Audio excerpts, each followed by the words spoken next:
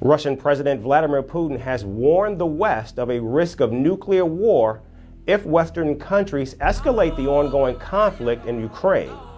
In his annual address, Putin warned the West of tragic consequences if the West sends its military contingents to Ukraine.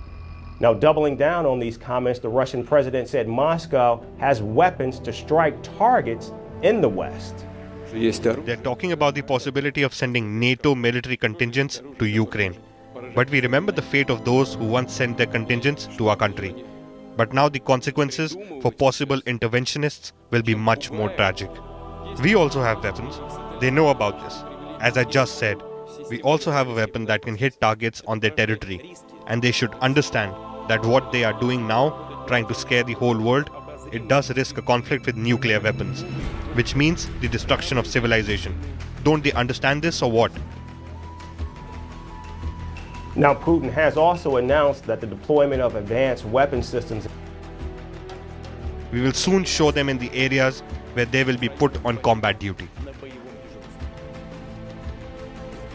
Now, in response, the United States has condemned Putin's remarks, calling them irresponsible rhetoric.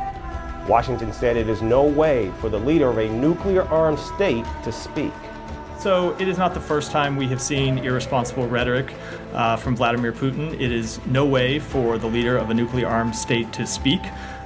We have communicated in the past privately and directly with Russia about the consequences of the use of a nuclear weapon. That said, we do not have any sign that Russia is preparing to use a nuclear weapon, and we will continue to monitor this carefully. Putin's nuclear warning appeared to be a response to the French president. Earlier this week, Emmanuel Macron said he did not rule out sending troops to Ukraine. Now, that stance was quickly rejected by the United States, Britain, and other leaders of Europe. And after an uproar over his comments, French President Emmanuel Macron said all his comments on the Ukraine war were weighed, measured, and carefully thought out. He also added that everything that is necessary must be done to ensure Russia's defeat. I defend this in that sense. Yes. It is unusual. Now, New Jersey became a state in 1787. There has not been an earthquake this large since then. Before that, yes, there was a couple there in the 5.1, 5.5 range, something like that. But this was on a very old front. The front itself, or the fault itself, is a significant fault line 280 million years ago.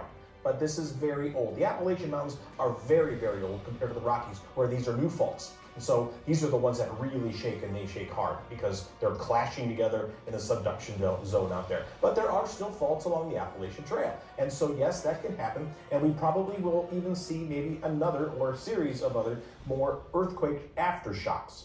Even looking at this is the map for 30 days of magnitudes 4.0 to 5.0 across the globe. There are 765 other earthquakes that were about this strong that happened and received no press whatsoever. And if you take a look at the Taiwan quake, it was nearly 800 to 1,000 times stronger than what they saw here, because this is not a 4, 5, 6. This is a logarithmic scale as we go higher and higher into the magnitude zone. And if you go over 7, that is a very strong quake. This was in the 4.8 range. So yes, 7,000 people felt some strong shaking. 171,000 people logged into USGS and said, yeah, I felt it.